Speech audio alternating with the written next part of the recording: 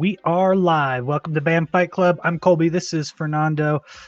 We are previewing UFC Fight Night Krylov versus Spann.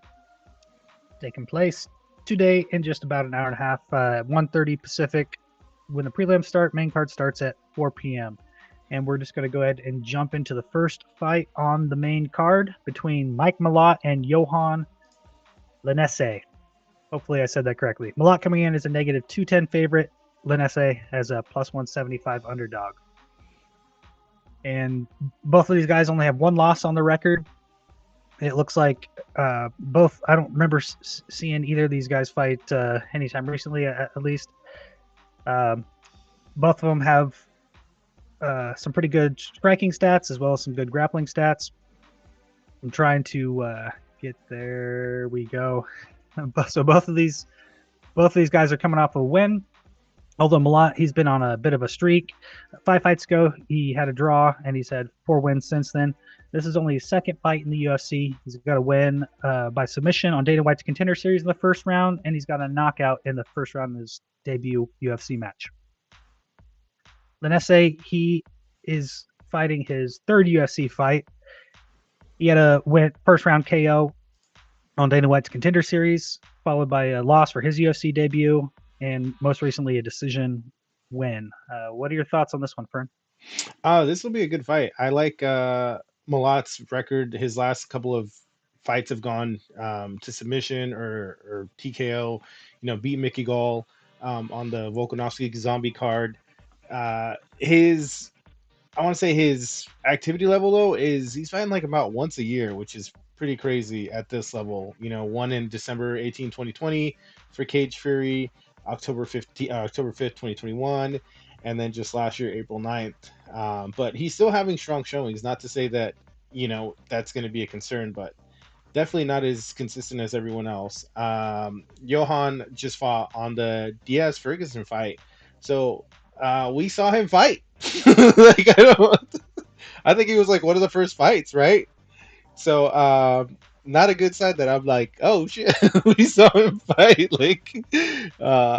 But yeah, I do actually recall now the Mike Malott fight because he fought Mickey Gall. I do recall that one now, even though it was April of last year, like I said, so not anytime recent. But yeah, with Johan, I must have seen the fight, and I don't remember it at all. No, I don't either. We were there.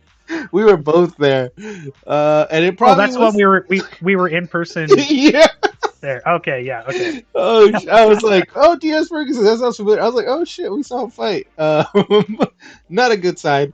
Split decision. I think it was probably one of the first fights of the night. I think with that being said, he's active more consistently. I think that it's a good fight to start off the card. Two guys who are trying to establish themselves. Both have great records: 8-1, 9-1. Both have wins their last fight, and I would say on this one, probably my pick's going to be Malott because Mickey Gall, he's got some good fights, good victories, and for him to finish him, I think that's in round one is a pretty good sign of where he's going to be going career wise for sure. Yeah, that was a very impressive fight with Malott against Gall, and both of them, by the way, are Canadian, so. That's another interesting wrinkle in this fight. So should be a good one. We'll see what happens. As far as the predictions go, I'm predicting Malott just because I can't recall anything about For sure. I'm going to say Malott as well. Just that finish over Mickey Gall, I could see him coming out and finishing him in round one. Yeah. And next up, can't wait to see this one. Tatiana Suarez going against Montana De La Rosa. Suarez coming in as a negative 850 favorite. So damn, crazy odds. It looks like people do not think De La Rosa has even a chance. Suarez, she has that perfect record, 9-0. This is going to end up being her 5th fight in the UFC. Although she's had, she was the Ultimate Fighter winner in 2016. So, and she's just been, from what I recall, quite dominant in the last several fights. She's gone against Nina Nunes most recently, She had that third round win over Carla Esparza, which is very impressive. Got a submission win over Alexa Grasso. So just right out of the bat, since her debut, she's been going to go up against the toughest competition and winning. De La Rosa, a little bit more mixed record, has a few more fights in the UFC. Also was in the Ultimate Fighter. Did not win that, although she did go to the finale. Or actually, I take that back. She did win the finale. These are both Ultimate Fighter winners. Sorry about that. But not nearly as impressive as far as the wins that she's racked up. She lost to Macy Barber most recently. Before that, she had a win over Ariana Lipsky, which was great. A draw before that, lost against Araujo, and win against Borello, lost against Andrea Lee. So nowhere nearly as impressive wins as Suarez. And this is a pretty easy pick for me. I mean, I'm going to go Suarez. I don't see how De La Rosa's, I don't know. What are your thoughts? If she has a chance to win, how could De La Rosa win, in your opinion? I would say De La Rosa, maybe dragging it out. It looks like for the most part, she's just got a lot of submissions in, round 3 against Rachel Altsevich,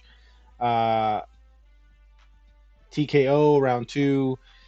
Just doesn't, I don't know, like against her fight against Macy Barber really frustrated me because I am not a Macy Barber fan at all. Like, I would say, what's her name? Meatball Molly was up there, and then like she won me over. But Macy Barber, I was just like, somebody punch her in the face. And that fight with Montalvo De La Rosa and her was just super disappointing. And, I don't think Macy Barber is known for striking or grappling. Like, she's just kind of well-rounded, I would say, like, above average. And, it was kind of a disappointing fight to watch. I would say, maybe dragging it out and just, I don't know, Tatiana just has such good wins over, championship challengers. And I don't know, like, catching her with something, I don't see it happening. Yeah, and if you look at the stats on this one, I mean, it's very lopsided. Suarez has almost twice the strikes landed per minute, so much higher output, much more accurate, almost doubling the significant strike percentage. Much better defense, about half the amount absorbed per minute on strikes. And similar with the grappling, if you look at the takedown average, the takedown accuracy, like all of her stats are like double what De La Rosa's got. So I agree. If De La Rosa has any chance, it's probably going to be by submission. I don't see her having any advantage in the stand up. Don't see her, knocking out Suarez in the stand up. So it's got to go to the ground. And yeah, maybe in round 3 she can, pull something off. But otherwise, I think it's going to be Suarez all the way. But should be a fun fight. I just want to see Suarez win because she's been kicking ass. So I'm just looking forward to seeing her get in there again. Definitely. And let's see who we got up next is Augusto Sakai against Dontel Mace. This one's really close on the odds. -120 favorite for Sakai, plus 100 on Mace. And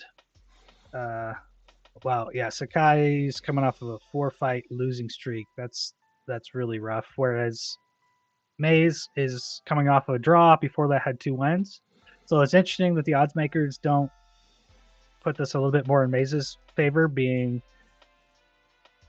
the momentum. I don't know. It's hard to, in my opinion, favor a guy who's coming off of 4 losses, and each of those losses are KOs. They're not like bad decision calls. 4 KO losses in a row. That, I don't know. That's rough. So I'm gonna have to disagree with the odds makers on this one, just based on that fact alone. I've got to pick the other guy. What are your thoughts on that? A lot of people would be like, he lost to the top, the best fighters, but he got knocked out. Like, I don't know. Like, if he lost by decision, I might be more willing to be like, yeah, I agree. But you get knocked out by Alistair Overeem, by Rosenstruck, by Bam Bam, by Spivak. Like, those are all like heavy hitters at the top. And, Bam Bam alone is probably pushing the heavyweight limit. If not, most of these guys are. So you're not just getting hit by people who can hit. It's the heaviest guys who can hit. So I'd be worried at this point if his how his chin's gonna hold up. Like, give that guy a break. Like, let his brain recover. Like, because it's like Yeah, every 6 months he is I guess except for no, the Alistair fight was probably the biggest break from September to June.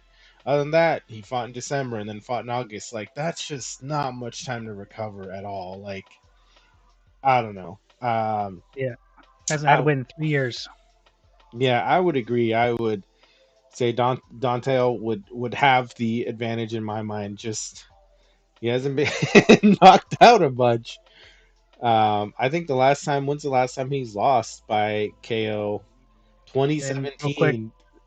out of the chat, Philip says Mays started as a favorite, but then lines changed to Sakai. So if that's the case, maybe there's some information that we're not aware of. Oh, there's gonna be. Mays has an injury or something that's not showing up in terms of the stats and records. So I've not heard anything about that though, but yeah, that will be interesting.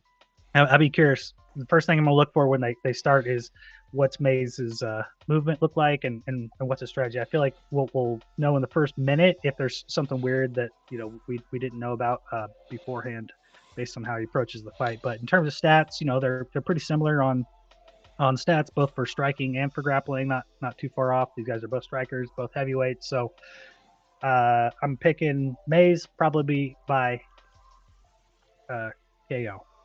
Yeah, he's massive. He's 6'6", man. Like, that's just. I want to say, like, last couple fighters we've seen that height are light heavyweights, middleweight, stuff like that. But a heavyweight at 6'6", I'll say like Tim Sylvia was really the last one at 6'7", 6'8". So I think that's just going to be a big thing for Sakai to overcome. You've lost against the power hitters. This guy is going to be taller, harder to reach, has a 4-inch reach advantage, even a 2-inch leg reach. If Dante can come out and throw some leg kicks or do something to kind of corner Sakai, and I could see him finishing him. Um, but yeah, other than that, I could see Sakai looking to slow down his movement, throw a lot of leg kicks, and probably go for a takedown. Somebody that big probably doesn't have a good ground game, but we'll see. All right. Next up, Andre Muniz against Brendan Allen. Brendan Allen coming as a plus 180 underdog. Muniz negative 220 favorite. I can't wait to see Brendan Allen fight again. I've enjoyed all of his matches. He's a really exciting fighter to watch. Allen is coming off of a 3-fight win streak.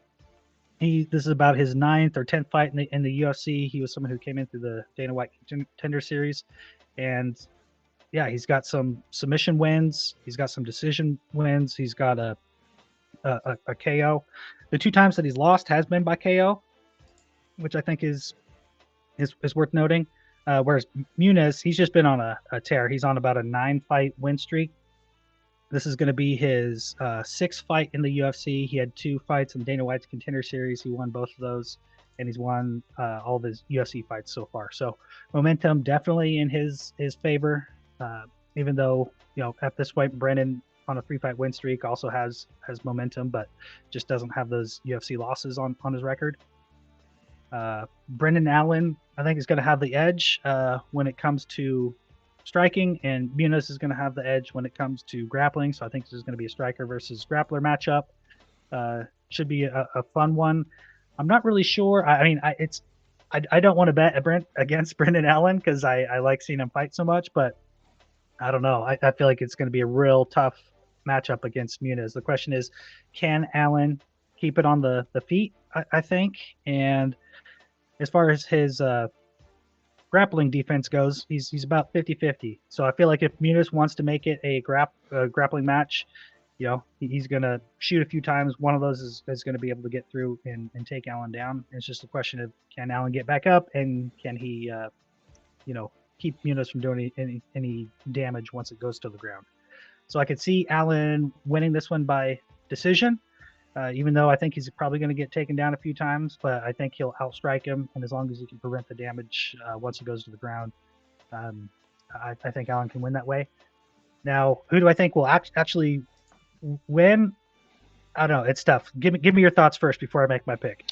I'm super impressed with both their resumes. Both of them have great submission victories over awesome opponents. Brendan Allen has a submission victory over Sam Alvey. Brendan Allen is fighting 3 times a year consistently. So for the last 2 years, 3 times a year. With Andre Muniz, he has submitted Jacare, Ronaldo Souza, and beat Uriah Hall his last fight. This is a really good, I think, unexpected fight of the year candidate for me because both these guys have crazy depth, consistent victories, and I definitely see Andre looking to go submission ground stuff, and Allen looking to keep it standing. But I'm excited for this one almost more than I am the main event. I'm gonna slightly lead towards Munez because I like to see somebody who is beating consistently top ranked fighters keep going, and I hate to see it Oh when they yeah, lose. did But he break Souza's Sousa's arm? arm, yeah. Yeah. Okay. Okay, I remember that now. Yeah, back in 2021, that was nasty. And to do it against a guy like Souza, yeah. I so now I'm recalling details of this fight. I'm going to pick Muniz on this one. I don't think Brendan Allen's going to be able to, uh, to get back up and keep the damage and the subs off once it goes to the ground. So I'm picking Muniz on this one. Yeah, it's going to be a great fight. I definitely pick Muniz for it, but I think Allen is a great matchup for him. Regardless, I definitely see this getting a bonus of some sort because these guys are both just, on the way up, and I'm excited. It's new guys, new blood in the division, and they're taking out the legends. They're taking out these guys who are moving on and retiring. Because I think after this fight, Uriah Hall retired. Now the last thing he did was I think bare knuckle boxing or something like that. But yeah, he's moved on. So All right. Well, it should be a fun one. And for the main event, we have Nikita Krylov against Ryan Spann. Krylov coming in as a negative 175 favorite, Spann plus 150 underdog. We've got Krylov. He's coming off a 2-fight win streak. Pretty impressive ones against Ozdemir and Gustafsson, which I was so disappointed. I was so sad for Gustafsson when he lost the first round, and this one just got beat up. Before that, had a loss against Paul Craig and a loss against Ankalaev, but does have a win over Johnny Walker. I mean, so he's fighting really good guys. With Spann, similar, has some impressive wins. His last win was over Dominic Reyes, first round KO. Man, that was brutal. So both of these guys have some brutal knockout power for sure, but also got a sub against Krylov before that first round submission, which is really impressive. But both of these guys have mixed records. Before that, Spann had a loss against Anthony Smith by submission. Had a win. He lost to Johnny Walker, which is interesting. So, Krylov has the win over Johnny Walker, and Spann has the loss. But both these guys fighting top competition, and yeah, what do you think this is just going to be a stand-up fight, or how do you think this one's going to play out? Krylov has such amazing stand-up that I like watching him put his combos together, and it's just multiple punches just connected back to back to back.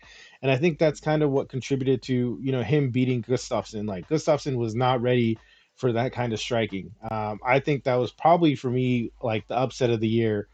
Somebody who went from, I think in my opinion, beating John Jones and possibly like off paper having the only victory over John Jones to just getting finished within like a little after a minute. That was just such a quick, just it's shocking. Like I still am like, damn, he got beat up. Like it wasn't even close. With Ryan Spann, he's another one of those fighters that's for me kind of flown under the radar. But his victories over Kudalaba and Reyes, like man, he is putting these guys out, taking them out quick.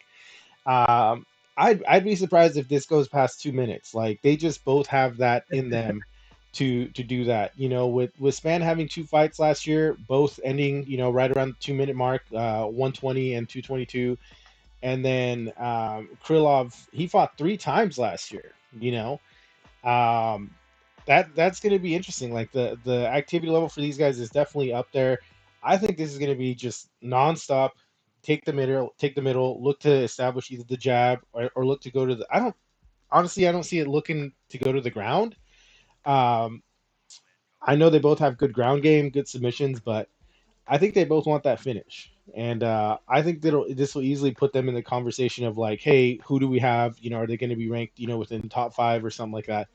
Because they are both on the bigger side, 6'3", 6'5". What's John Jones, 6'4"?